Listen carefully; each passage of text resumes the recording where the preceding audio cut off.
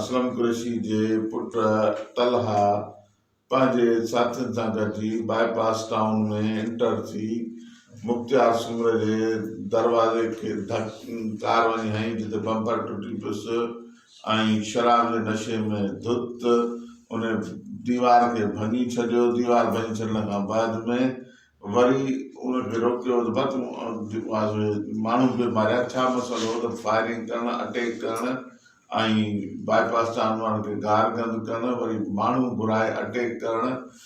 30-40 माण्हू बदमाश घुराए उन खां पोइ उन थाने तां पुलिस आई आहे, उन्हनि बि सॼो लॻा ॾिठो आहे।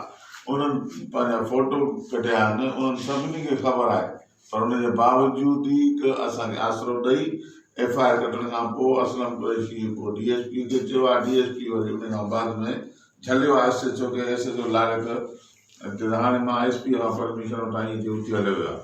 हाणे इन जे करे असांजी FIR अञा थिए कोन थी पई। 50 खां मथे माण्हू बाईपास टाउन जा मौजूदु आहिनि।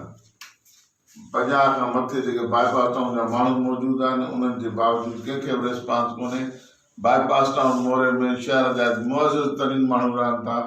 उन्हनि जे घरनि में घिड़िया आहिनि, उन्हनि खे गारियूं ॾिनियूं आहिनि ऐं उनजो को बि अज़ाल थियण लाइ ॿुधण जे ॾोह में को बि अज़ाल थियण लाइ SHO चए थो दरख़्वास्त ॾियो। दरख़्वास्त छाजी दरख़्वास्त ॾियो?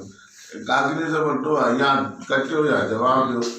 साईं सुबुह जो परमिशन वठंदासीं SP खां, पोइ कटींदासीं, ईअं चई SHO साहिबु ॿाहिरि हलियो वियो आहे। असां जेके मौजूदु आहियूं हे सभु भरे चौकीदार